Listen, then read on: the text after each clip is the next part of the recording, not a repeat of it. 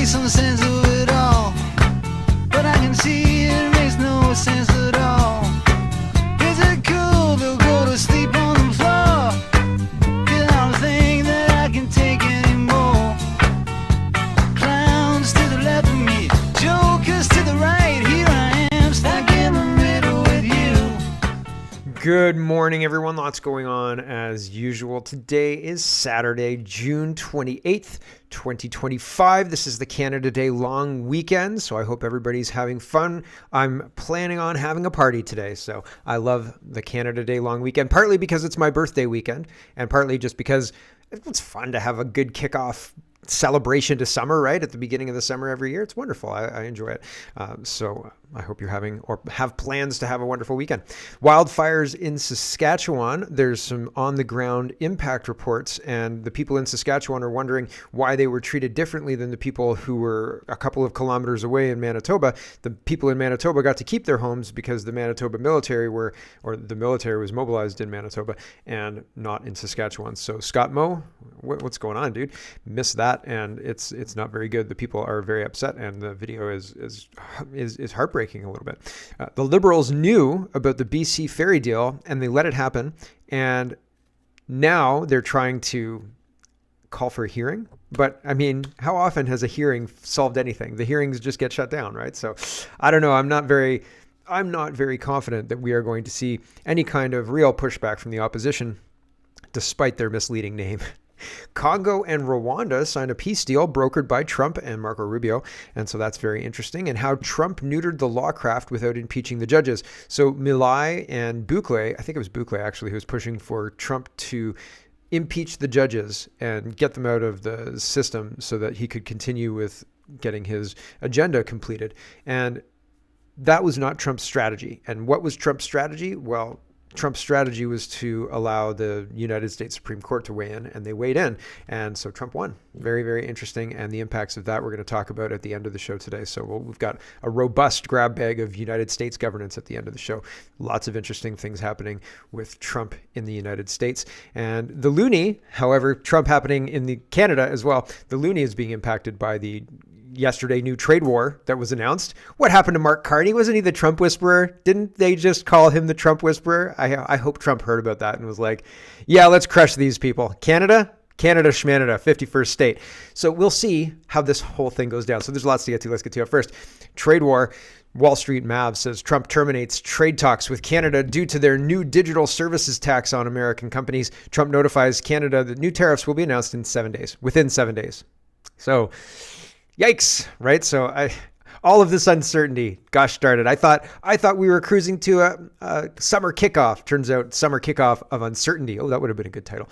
Donald Trump says, we've just been informed that Canada, a very difficult country to trade with, including the fact that they have charged our farmers as much as 400% tariffs for years on dairy products, has just announced that they are putting a digital services tax on American technology companies, which is a direct and blatant attack on our country. They are obviously copying the European Union, which has done the same thing and is currently under discussion with us. Also, based on this egregious tax, we are hereby terminating all discussions on trade with Canada, effective immediately. We will let Canada know the tariff that they will be paying to do business with the United States of America within the next 7-day period. Thank you for your attention to this matter. Yikes. So the USMCA gave Trump leverage because there are clauses within the USMCA that allow any of the USMCA members to engage in this if they feel like certain parameters are breached. They can do this. And so I didn't understand why Trump was so willing to engage in trade talks, but he had a goal in the trade talk. The goal was to enable what he's doing now. So he inserted those clauses. The people negotiating, Chrystia Freeland and Mexico, didn't understand and or didn't view these clauses as dangerous. And so they got it through, which is, I mean, they were going to get through because that was Trump's goal. And now Trump's using it to try and bring Canada back in line. We'll see. We'll see if Canada listens. I'm not sure if we will. Dan McTeague is responding to this whole thing, and he says this wasn't supposed to happen. The elbows up chicken dance are their own idol, Mark Carney. I don't know. And he's responding to Charlie Kirk, responding to Donald Trump. And Kirk says, Trump has just said Canada is about to be slapped with increased tariffs after he learned that they're imposing a new digital services tax on the United States. He's also canceled all ongoing trade talks with Canada. Right? Whoops. Ha. Whoops. So we'll see how this whole thing turns out, I guess. Here's Brian Lilly. He's responding to this. Carney puts Canadian jobs at risk over foolish tax idea from the Toronto Sun. And Brian Lilly says, this move by Carney on the digital service tax is beyond foolish. The Prime Minister is putting Canadian jobs at risk with his determination to stick with this tax. The only elbows up he has are hitting Canadian workers. So yeah, that's interesting. And then Brian Lilly again, the Carney Liberals' insistence on going ahead with the digital service tax is hitting the Canadian dollar now. It will also continue to mean pain for auto, steel, aluminum, manufacturing, and more.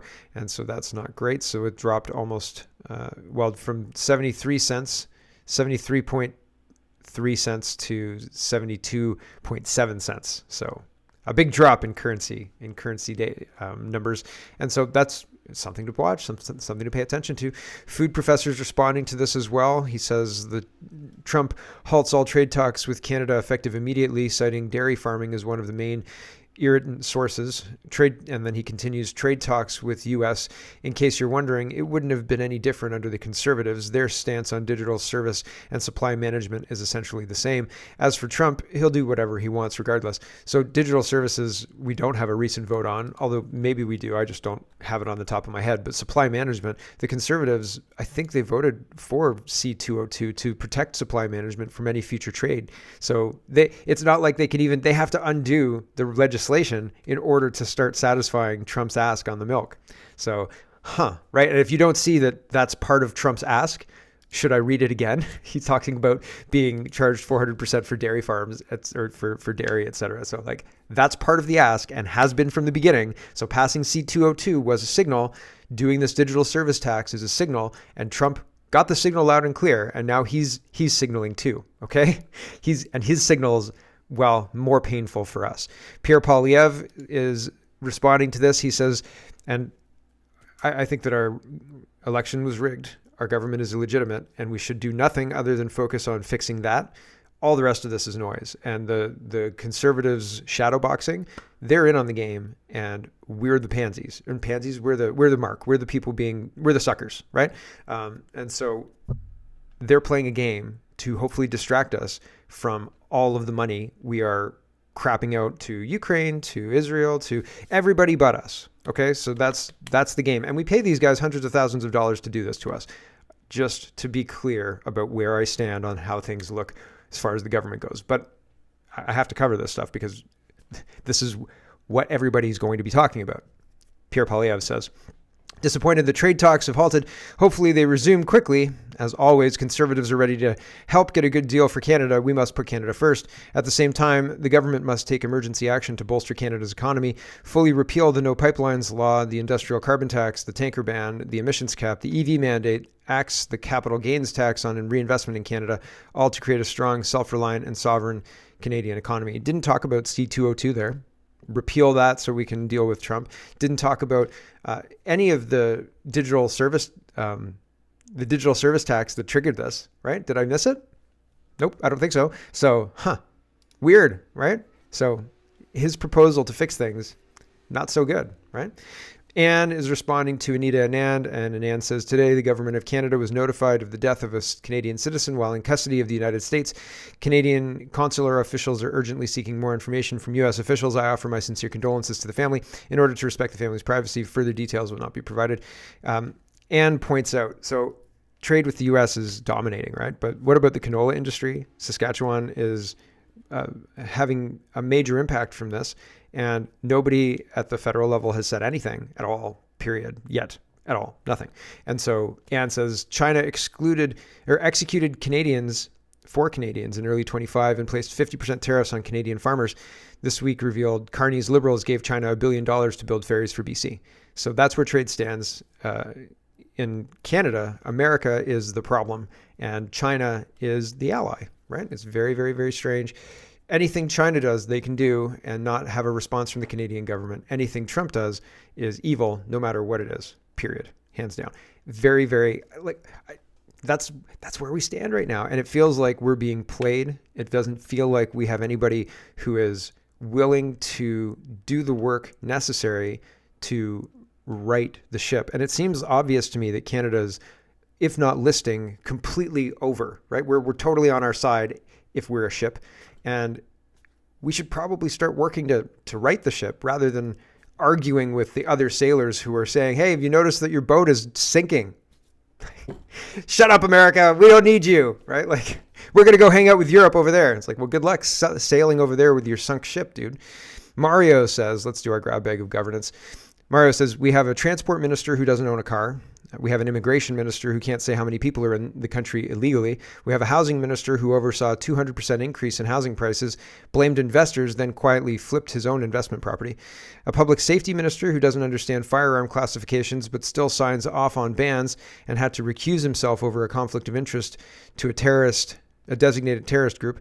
A minister of innovation and AI who was a CBC journalist with zero experience in tech or AI, but lots of experience selling art to Mark Carney. Yep. And a prime minister who led two central banks, but can't put together a budget because it's summer. So super competent.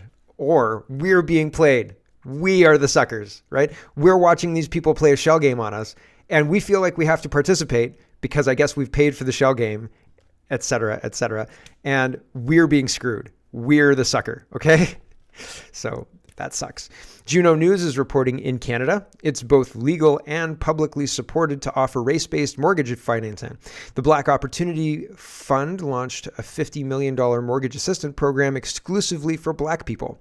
But good thing for Canadians that you can just identify as Black. So there you go. If you just say, listen, I'd like to access the $50 million housing fund for Black people, please. And the person looks at you quizzically, just smile at them bigger. And then if they question you, just say like, yeah, hand it over. I identify as Black. I'm as Black as they come. Big signature. There you go. Give me the money, please. Like, what? Like, I watched The Cosby Show. Come on, man. Like, hand over the paperwork. I want that money. So, I mean, Canada's kind of a joke, right? And what's the bank person going to do? I'm sorry, sir. You're not Black enough for me. Really? Could I get that in writing, please? Thank you. Like, how ridiculous is this?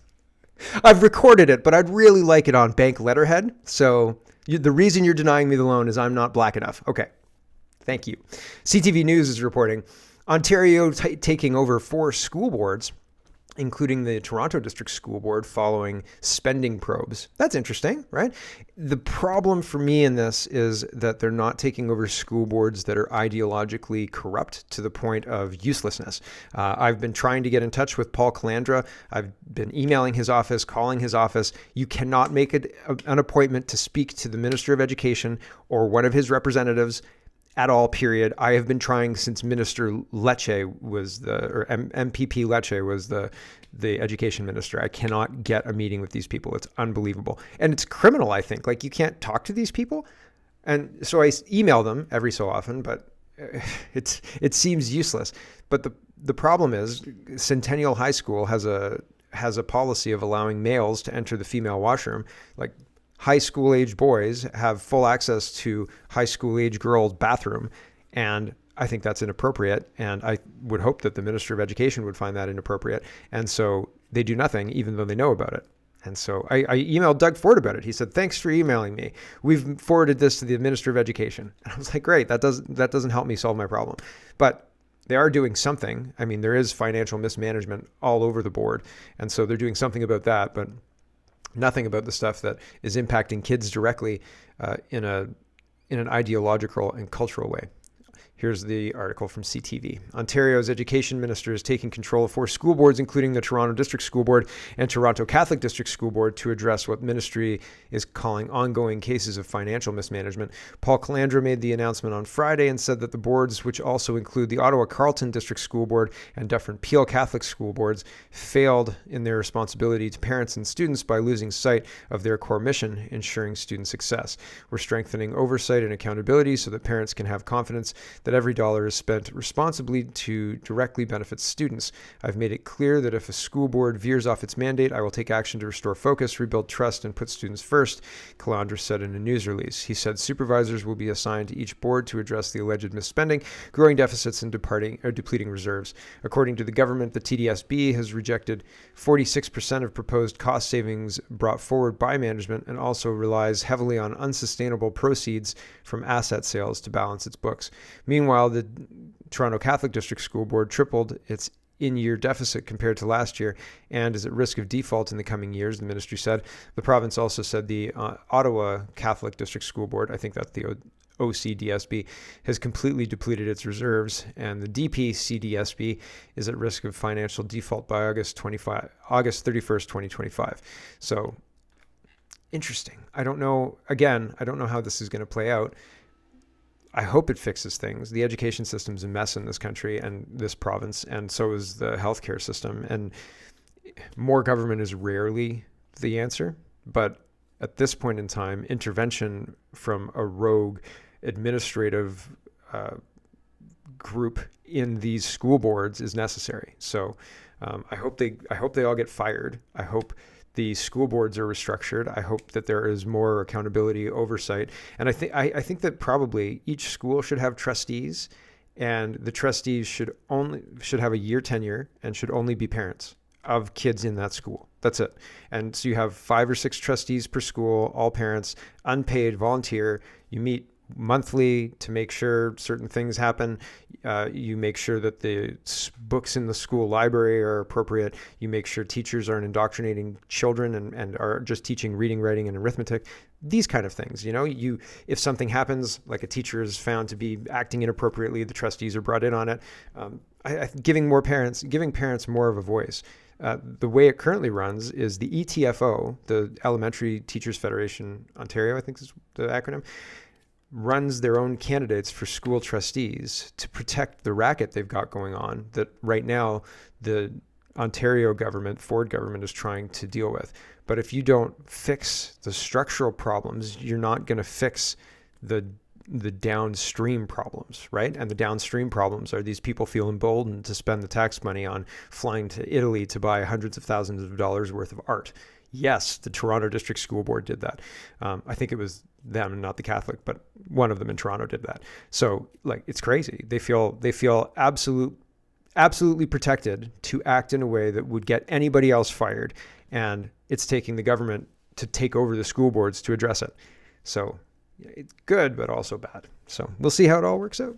Here is Tamara Litch, and she's talking about being back in court. She says, back in court tomorrow morning virtually for a quick speak to with the judge. These are basically hearings to touch base on the proceedings, confirm future dates, and bring awareness to any new issues that may have arisen since we last sat. So it's weird that a mischief trial is having regular check-ins with the judge. It's like Tamara and the judge are hanging out on Zoom and they're buddies and let's have our biannual tea. It's kind of weird. Here's Chris, and he says Canada now has 22 Sikh MPs. This is something I've been referencing often, and I just thought I'd show other people talking about this because I thought it's such a weird thing. And this was brought up in April 2025. But Chris says Canada has 22 Sikh MPs while the entire country of India only has 13, despite India's population being 1.4 billion larger and its parliament having over 200 more seats. For 1.4 billion more, only 200 seats seems like not enough. And I think we have too many parliamentarians. I think you need maximum 10, but probably 5 to 7 to do what's necessary well. Everything else is superfluous fluff, extra money, because each parliamentarian costs us their yearly salary, which is $200,000, I think now. And so that's times 4, plus all pensions and all of the other monies that they're owed after they're done being parliamentarians.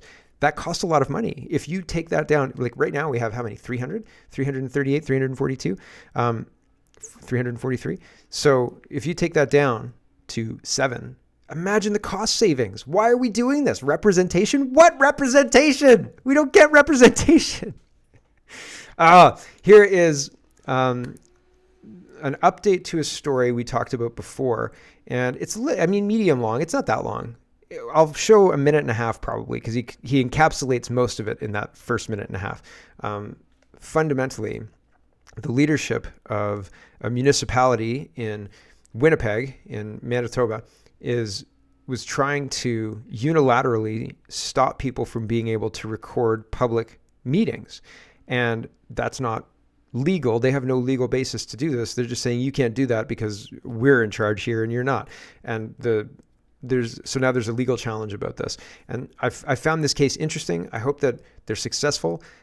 I worry that our institutions are so crooked and cracked that it will not backfire, but it won't give the result that we're hoping for. It should be a slam dunk case. It should be, hey, dude, there's no law, there's no this, there's no that. You're in the wrong. Stop being dumb, and that's the end of it, right? But man, this is Canada, and I've been shocked for years about how things go. So anyway, here is this update on this case, and I found it interesting. So I hope you do too. Here we go. Hey everyone, it's Darren here. It's been one day since the last incident of too fast talking. I have to check them. I have to listen to the videos to make sure they're interesting. Here we go. It's Darren here, constitutional lawyer, here to bring you an update on a new case we're working on. It's out of a small town called Springfield, Manitoba, and it deals with important issues of freedom of the press and freedom of expression pertaining to recording of meetings of town council. So what happened in December of last year was that the Springfield Town Council passed a new bylaw that stated that media required 48 hours notice to record open meetings of town council. Now, interestingly, the bylaw doesn't say anything about what the public has to do to record meetings, and it doesn't say that the public is not allowed to record. So, in February of this year, residents started recording a delegation from one of our applicants, Dr. Daniel Page, and she recorded for about 15 minutes without anyone even saying anything until the mayor asked if she was recording and asked her to stop. And the mayor claimed that the new bylaw prohibited the public from recording and that only the media was allowed to record. So we've brought this new case forward on behalf of 4 residents of Springfield who think that this is an important issue, who want to improve transparency and openness in town council meetings. So the importance of this case is that it's a pretty novel issue dealing with Section 2B of the Charter, freedom of expression, and freedom of the press, which is kind of a very underutilized, underexplored part of the Charter. And one of the main issues we're dealing with here is that recording itself has been found to be an expressive activity. And of course, we're living in a day and age of the citizen journalists where people can just pull out their phones and start recording things. So it's quite concerning to us that many town councils think that they could just ban recording altogether because they just don't want people to see them. So I guess that's kind of the issues at hand. And so hopefully things are going to come out the way they should come out, on the side of the people and not on the side of the tyrants trying to ban recording. Fingers crossed. I mean, I remember barreling into the 2025 election with people very, very sure that Pierre Poilievre was going to win and save us from all of this. And I have my doubts that had he won, he would have saved us from any of this. But people were very sure. So when it looks like a slam dunk, man, it might not be, right? Similar, teaching kids how to play baseball, you tell them to run through first base. You never know what's going to happen, right? And so there was a kid and he was running through first base and everybody thought he was going to be out. And the kid looked like he caught the ball and he touched the base and the ump was going to call the kid out. But as the ump was like making the sign with his hand, the kid dropped the ball from his glove, like he didn't have it securely. And the ump had not made the call yet. And the ball had fallen and hit the ground and the ump was like, he's safe. Holy smoke, he's safe. So you never know, man. You never, ever know. Not even if it looks like he caught it and touched the base, he might not hold on to that ball.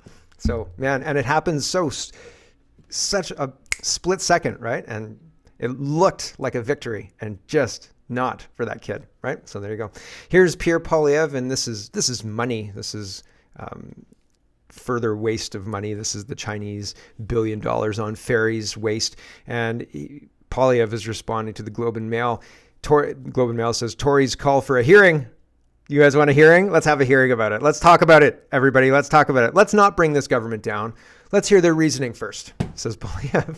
On the $1 billion federal loan for BC Ferries' purchase of Chinese vessels. They knew, says Poilievre, Freeland and the Liberals knew that they were bankrolling a BC ferry purchase from a Chinese state-owned company with $1 billion of your tax dollars. Instead of backing Canadian jobs here at home, the Liberals quietly write checks to foreign hostile regime using taxpayer dollars. But they saved money. So there you go.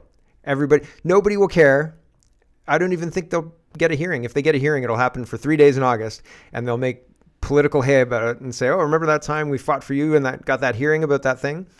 But they voted for C5 with amendments, and they voted for the throne speech by not voting for it, right? By not voting nay on the unanimous consent through passing it, right? So it's a little bit rich when they say, oh yeah, we're fighting for you, but we're passing everything the liberals want. So, but fighting for you with amendments. Juno News is reporting the federal deficit is now expected to hit $46 billion for the 24-25 fiscal year due to the higher than anticipated revenues, but without a budget, the numbers could be off. Yeah, it could be anything. It could be anything at all, right? This is the PBO is estimating lower deficits, but without a budget, who knows? And hasn't Mark Carney made hundreds of billions of dollars in promises? What happens when you double the spending for NATO to $60 billion? Like that? Like, do we have that other $30 billion, or are you raising taxes, or are you just reallocating some spending that we're already doing that NATO wants us to reallocate to them? And if so, how does that impact us? So I have questions, but it doesn't seem like there's any kind of forthcoming answers. And how much do you want to bet that when we get to the fall, we don't get a budget then either? There'll be some bullshit excuse, but it'll be like, don't ask uncomfortable questions, next question. Like that. So I don't know. I'm not very convinced that the people who are running things are competent. Food Professor says nearly 40% of consumers have been eating less meat over the past 5 years, mainly because it has become too expensive, not because they are turning vegan or a vegetarian, a survey shows. So yeah, even hot dogs are getting expensive. So, and it's pretty interesting. The amount of, it used to be pork was pretty cheap. You could get, dinner for $5 for 4 pork chops, right? And now it's getting much more expensive, and even buying in bulk, the prices now are more akin to what restaurant prices used to be 10 years ago, right? Like for buying actual food, although some things are unbelievably cheap. There are some things I walk around the grocery store and I think, I don't even know how it's still so cheap, because it seems like they're trying to chop at the underpinnings, the foundation of our food system. People in the stream are talking about how the food system is under attack, and I couldn't agree more. Colonel T is sharing this. Says the international syndicate has been stealing from Americans since 1913, and so Diligent Denizen says the U.S. Social Security Administration saw its biggest drop in benefits handed out in history. Doge and big balls are destroying the fraud and waste happening on our dime. So it's a pretty interesting. Social Security is being used as one of the things that people can't question. Like the spending goes up because people are getting sicker. The spending goes up because people are living longer. The spending goes up because of rampant freaking fraud. That's why they're just using any excuse to put people back to sleep and say, listen, don't go down to the bank vault. All the money's there. Just go hang out in your office and surf the internet for a while. Don't even worry about it, right? And through that kind of lie, they continue to maintain their power. And until people said, you know what, we're actually going to go check. And they found a whole bunch of people who were 300 years old plus, right? And 150 years old plus. And so they got rid of those people. So biggest drop in history. But how much fraud do you think happens in Canada? I think a massive amount of fraud, just a massive amount. Here is JD Vance talking about how much money foreign aid actually makes it to help the foreign people who it's supposed to help. Here we go. So we send $100,000 to this group to buy food for like poor kids in Africa. Okay. And what actually happens is it's not $100,000 that go to the food for the poor kids in Africa. Right. That the NGO, the non-government organization that gets that money, contracts it out to somebody else. Right. So and then they there's a middleman. subcontract it out to somebody. There's a There's like middleman. 3 or 4 middlemen. Oh. And what, Marco Rubio, who's the Secretary of State, he's a very good friend. What he told me is that his best estimate after he had his team look at it is that 88 cents of every dollar was actually being collected by middlemen. No way. So every dollar we were spending humanitarian assistance, 12 cents was actually making it to people who needed it. That's crazy. So there's a lot of waste, man, a lot of crazy stuff. A lot of waste. And that's just 2 examples. And these examples extrapolate to Canada. They absolutely extrapolate to Canada. And it's just incredible. And very concerning, because people don't even question the amount of waste that happens. And if people do question it, you get called mean names in Canada. So, oh well. Here is what happened in Saskatchewan to a community, and this woman is obviously very personally impacted by what's happened, and it's just terrible. I feel strongly that we could do better than this, and it is shocking that Scott Moe is on the hook for leaving these people to twist in the wind. Here we go. I stand here Sorry, it has been a couple of minutes since the last instance of too fast talking. without a home.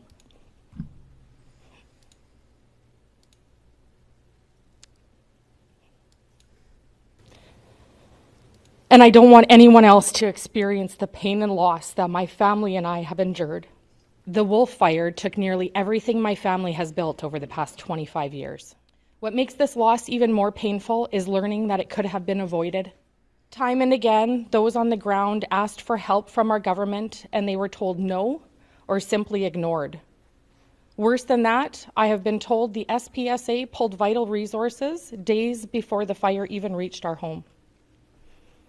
Meanwhile, just across the border, roughly 12 kilometers from us in Manitoba, their government called in the military and provided immediate support to their evacuees. Those of us in Saskatchewan received nothing. We are still waiting for answers, for help, and for basic support. There is no reason for the government to not have a plan to save our community. There is no reason for them to not have a plan to help us clean up and rebuild. And there is no reason that 3/4 of my community is gone. We need help now. I will not stop until they prove that we matter to them. I've gone around the community once by myself, once with my wife, and it's really hard to comprehend. And I've done police work, I've done coroner work, and now mayor work.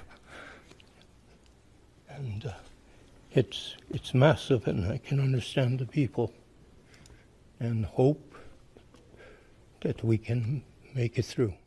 To start with, when you look at all the damage that we have, the two things that have made some things possible now is the fact that the water plant and the sewer plant are functioning. If they weren't functioning, that alone would probably take 3 to 4 years to get rolling. As far as